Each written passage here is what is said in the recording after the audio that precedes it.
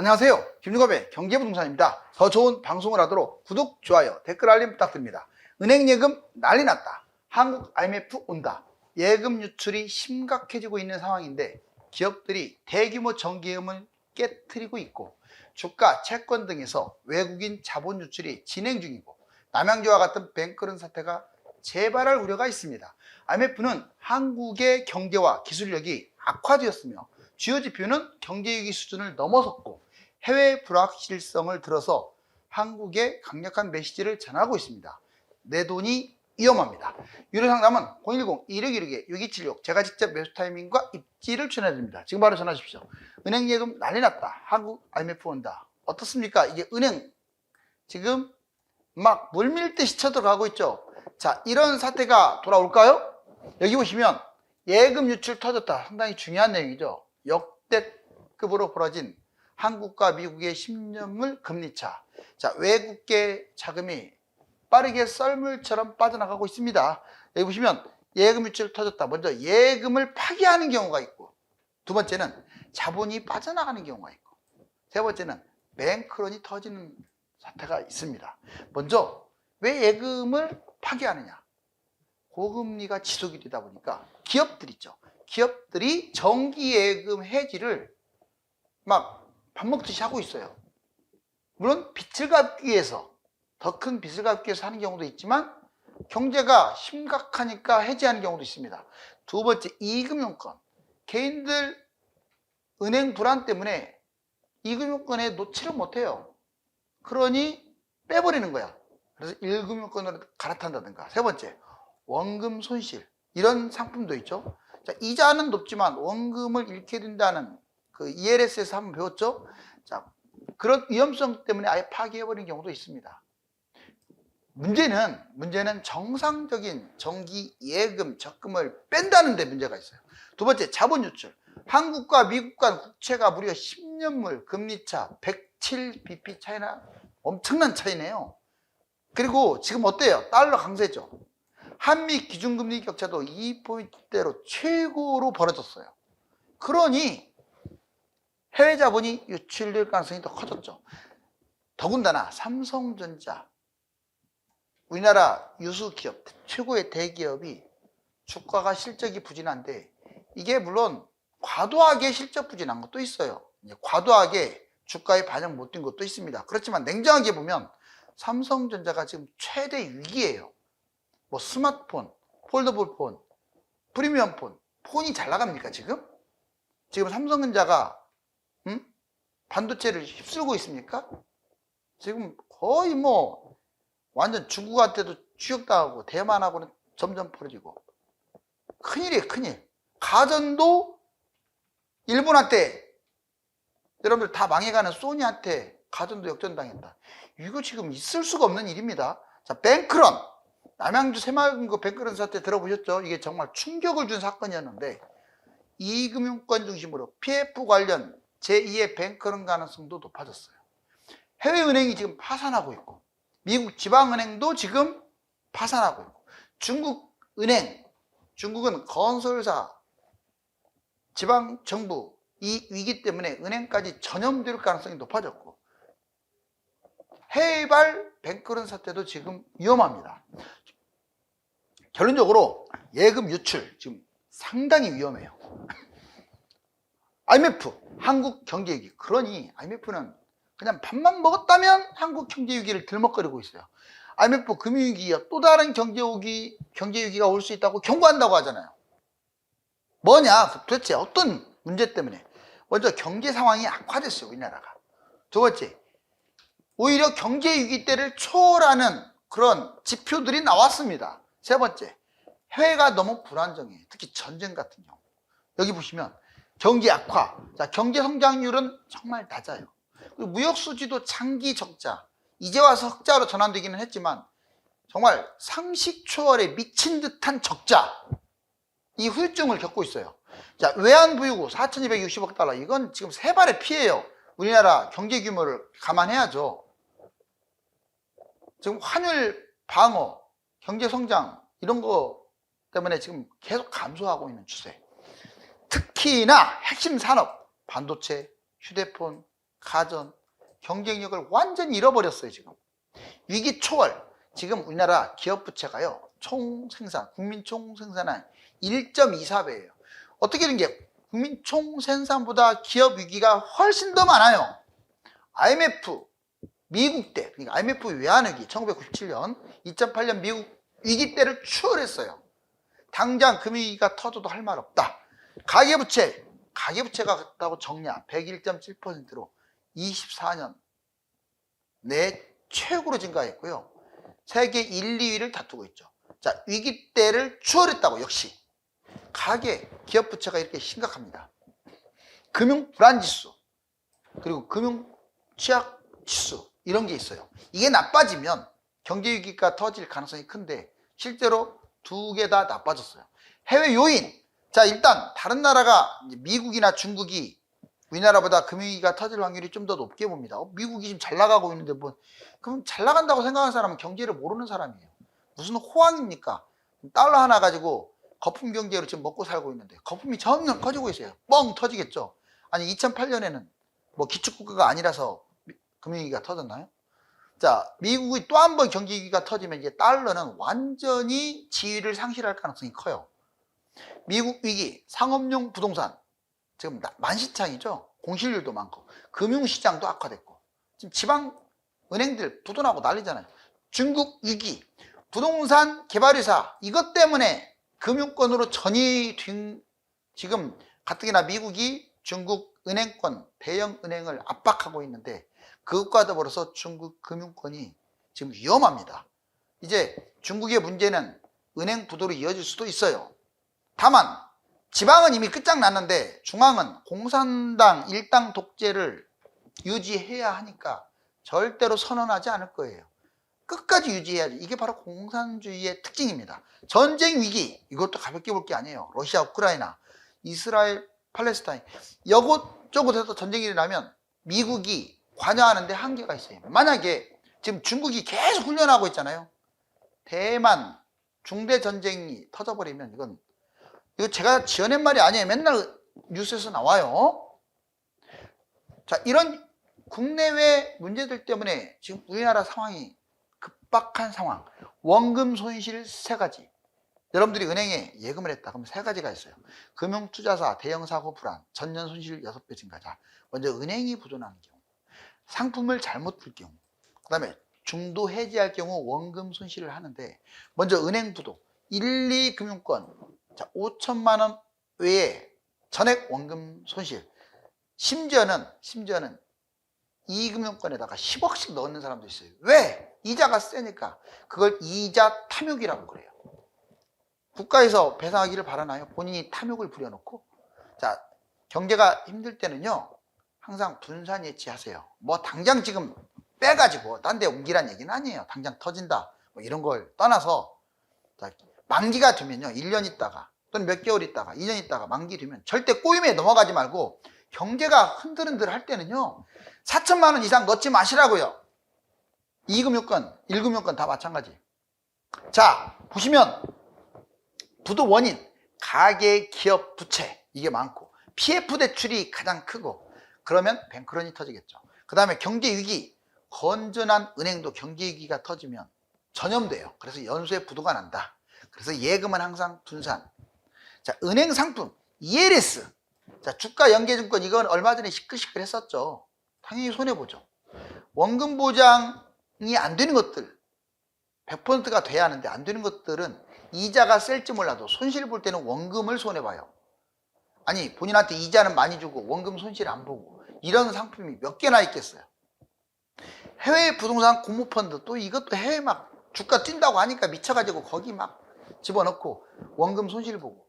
자, 제가 단언하는데 대한민국 주가보다 미국, 유럽, 일본, 대만 대부분의 선진국 주가가 훨씬 위험합니다. 왜요? 거품이 많잖아요. 우리나라는 그나마 중국 닮아서 많이 떨어졌잖아요.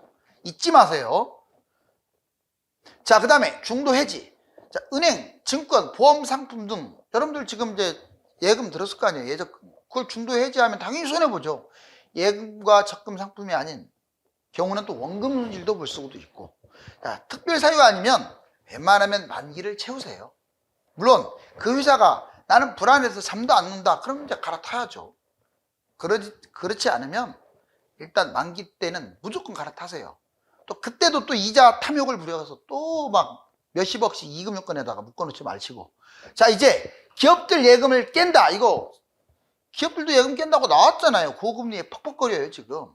오죽하면 예금을 깨겠어요. 왜? 10억 초과 정기예금 이거 정말 뭉칫돈인데 지금 33조나 줄었답니다. 엄청나네요. 고금리 장기화, 고금리가 계속 진행되다 보니까 빚이 오히려 더 세니까 빚을 갚는 거야. 또 하나는 경제가 불안하니까 이거 이렇게 놨다가는 돈을 뜯길 것 같아. 은행 부실로 인한 해지가 은행 부실로 인한 해지는 상대적으로 적어요. 기업들은 빚 갚기 위해서. 그런데 개인은 좀 달라요. 개인 가계 예금 잔액이 8.5% 오히려 늘어났습니다. 그렇지만 지금 이자율이 고금리 때문에 이자율 때문에 지금 높은 거예요. 하지만 최근 24년에 와서는 예금 이자가 증가했다가 줄어들고 있어요. 이금융권, 뱅크런 등 이금융권이 계속 말썽을 부리니까 은행 부실 때문에 해지하는 경우가 개인은 많아요. 자, 이금융권, 저축은행, 새마을금고, 상호조합, 농협, 신협, 수협, 산림조합, 그리고 은행과 건설사 PF 불안 문제로 해지하는 경우도 있어요. 특히 이금융권이 해지가 많아요. 만기까지 웬만하면 저는 보유하기를 권합니다. 큰 돈 아니면.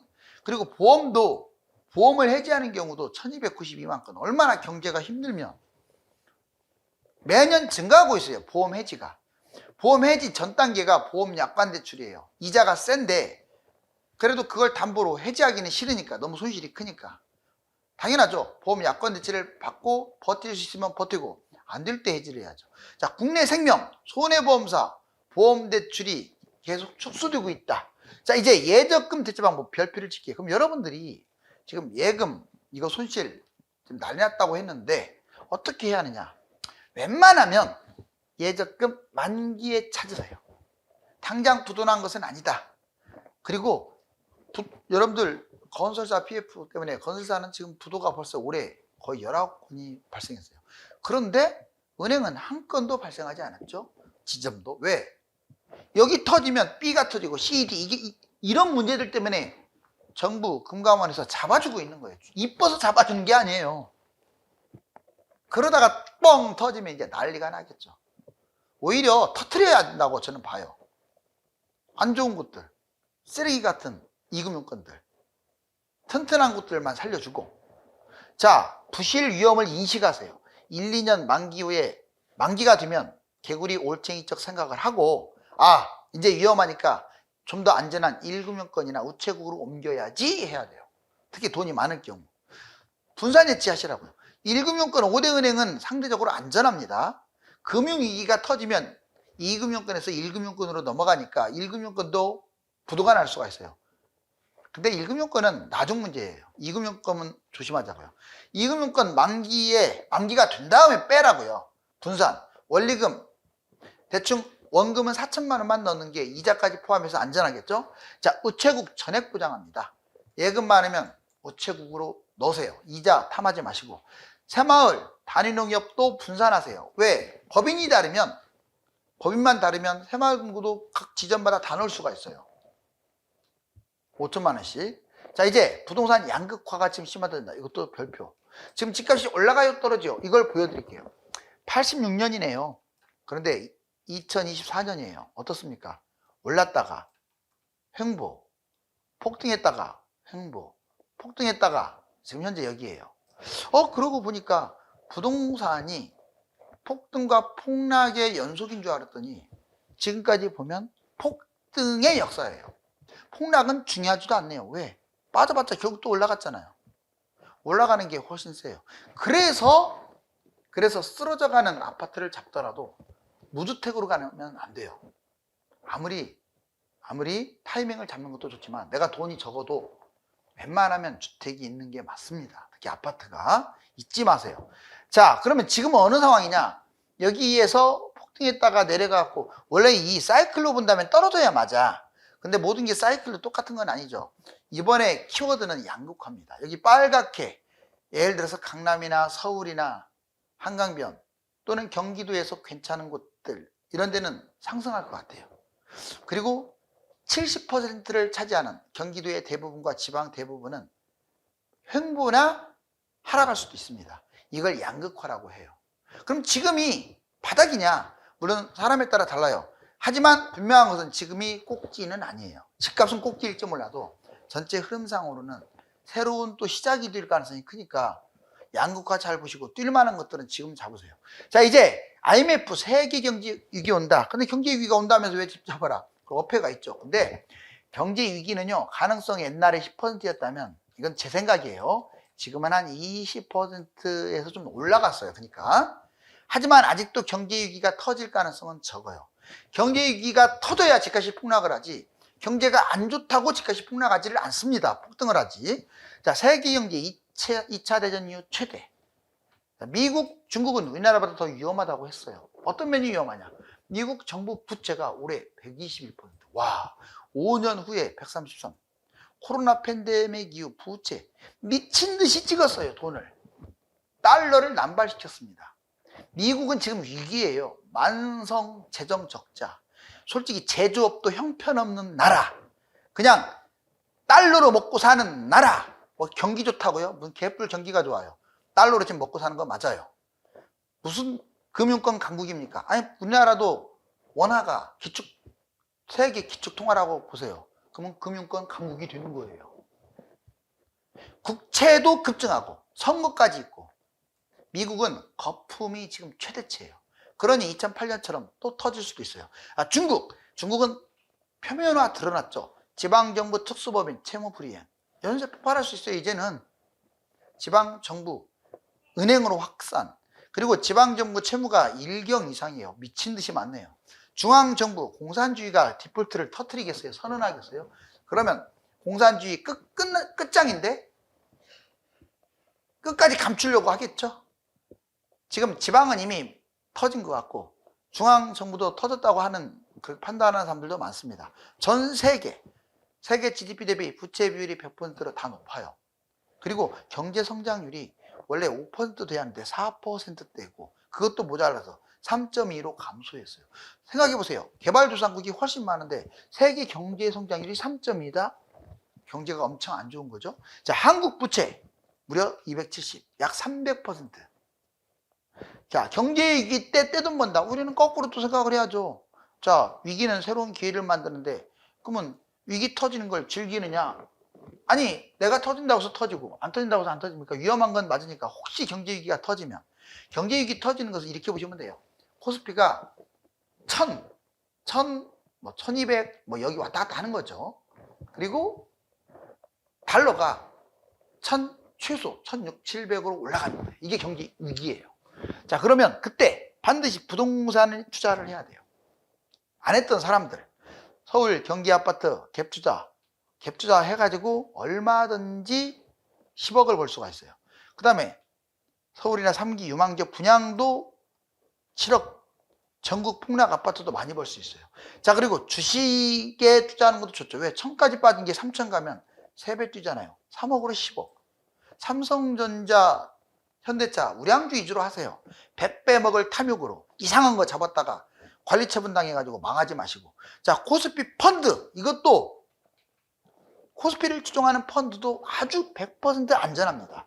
자, ETF, 인버스 레버리지는 해본 사람, 자, 하락장의 인버스, 상승장의 레버리지 잘 투자하면 100배까지도 벌 수 있는데 그거는 선수들이고요. 그냥 우량주 위주로 좀 하는 게 좋겠죠.